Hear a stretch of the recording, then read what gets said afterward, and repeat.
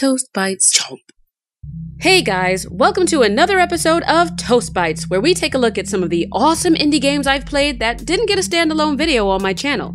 As always, a link to each game is in the description, and if you're on a supported device or using the YouTube app, you can check out more episodes of Toast Bites by clicking the card icon above. Let's get into it! Number 1. A City in Me is an interactive album exploring original music composed by the developer. The included tracks are fantastic, and each one is showcased by its own unique game that complements the song while driving you toward an objective. I was really drawn in by the airy, futuristic vibes of the tracks, as well as the colorful visualizations that elevated the album from a listening experience to a sensory one. It definitely succeeds at inspiring a more active approach to music, and I found it engaging throughout, both as a music lover and as a gamer. It's only a short demo for now, but it's a great start to what I hope to be a more extensive and diverse interactive piece featuring several more tracks, because you can never have enough beautiful sound games. So if you're looking for an audio journey you can kick back and relax to while testing your hand-eye coordination, give A City in Me a try.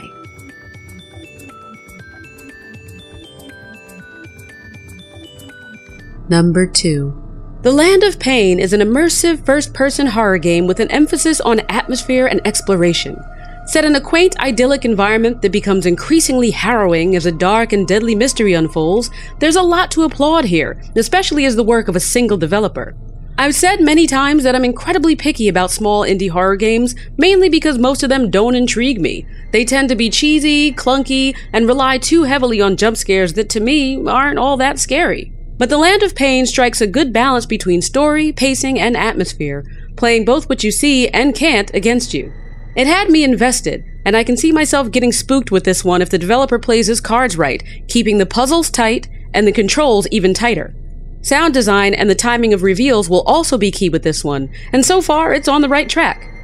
Overall, it's a beautiful game, with a peaceful eeriness to it, and I can't help but compare it to Unforgiving: A Northern Hem, which is another horror game I played on my channel that was surprisingly fresh and engaging.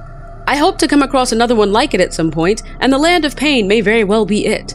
It's a fun ride, and the demo is currently on Steam, so if you're a lover of all things horror, I encourage you to play it and let the developer know what you think, because this one's worth keeping an eye on. Number 3.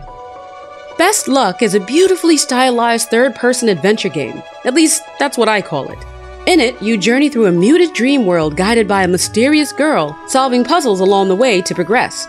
And while the game doesn't have a traditional narrative, it definitely hints at an underlying story that I suspect is sad and meaningful. I downloaded the demo earlier this year, and somehow didn't get around to playing it until last week when I noticed it had an update. But I'm glad I finally made the time for it, because the puzzles were an absolute delight, and their scope was a lot more dynamic than I expected it to be once I got going. The game offers just the right amount of challenge, and despite its lovely appearance, there's something quietly unsettling about it that keeps it from feeling dull. It's the kind of game you need to play to appreciate, and I fell in love with it from the first click of the mouse to the last, half because of the art style, and half because of the premise behind the puzzle mechanics. I don't even have any complaints about it since it was so polished and well designed, which is a feat for something that hasn't been fully released. Overall, I like the game, and I want to see more. If you're into innovative puzzles and a soft but rich aesthetic, then Best Luck might be for you too.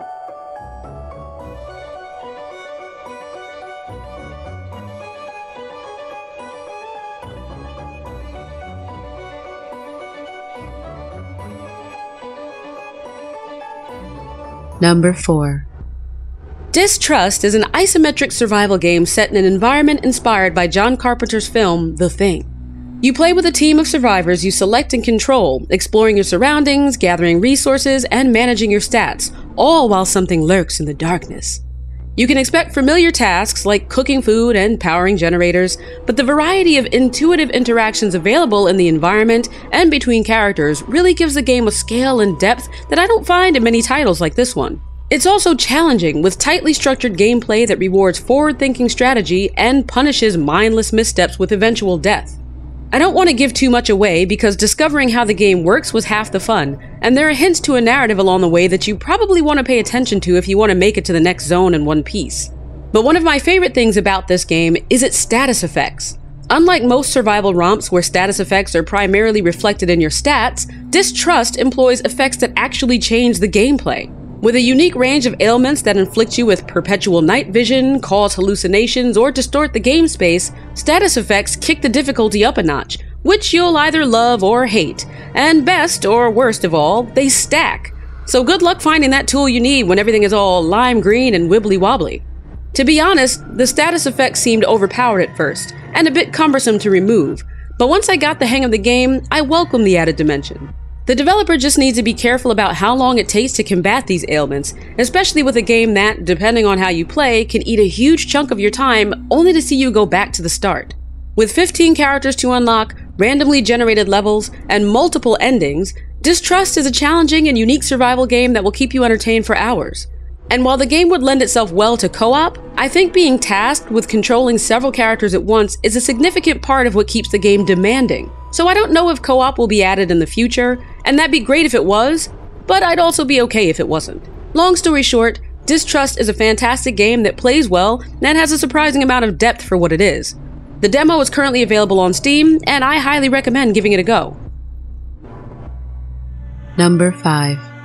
This Is Forever is an atmospheric walking sim, and I don't mean that in a critical way. I love narrative-driven titles that people derisively refer to as walking sims. I think they're great. But in this case, I mean it's literally a game where you walk, discovering items along the way tied to lost memories. As someone who absolutely adores games where the focus is on the overall experience of the journey and casually exploring the environment, this has to be one of my favorites I've come across in a while. What sets it apart for me is the musical progression and the way it ties into the evolution of the environment. I think it's brilliantly done, taking you from what feels like a run-of-the-mill stroll through a beautiful world into an evocative experience remnant of films like What Dreams May Come and The Fountain, at least in terms of the feelings it seeks to convey. I give this developer a lot of credit, not only for their original assets, including the music, but for their execution. There are a lot of games out there that resemble this one on the surface. Pretty landscapes and relaxing sounds that amount to nothing more than, here's something nice to look at for a few minutes because Unity. But once you play This Is Forever from beginning to end, you'll understand why I plucked it from the crowd. I really enjoyed it, and since there's nothing more to it than your personal experience playing it, there isn't much more to say other than it's short, wonderfully done, and worth a download.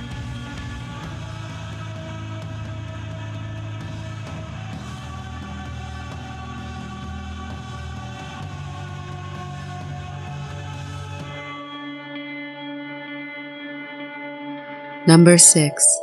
Vivo is a stunning platformer with gravity-based mechanics set against an artful palette of black and white. When it comes to platformers, I'm typically drawn to one over another for the art style because what they do is more or less the same depending on the umbrella of mechanics they fall under, and Vivo is no exception. I'm a sucker for anything black and white, and the graphic design in this game is a feast for the eyes, with hidden messages and optical illusions woven into an overall aesthetic that's just great. It's fairly simple early on, but the farther you go, the better it gets. What I like most is how smoothly the game plays.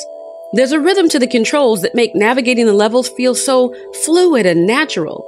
A lot of platformers endeavor to be needlessly difficult, or they're unintentionally a chore because the movement is clunky and the levels are poorly designed. But Vivo was so well done that I was able to zip through at a satisfying pace and appreciate the visuals as well as the mechanics more because I was working with them rather than fighting them. And if you enjoy attractive platformers that utilize negative space and tricks of the eye really well, the full game is available on Steam for a reasonable price.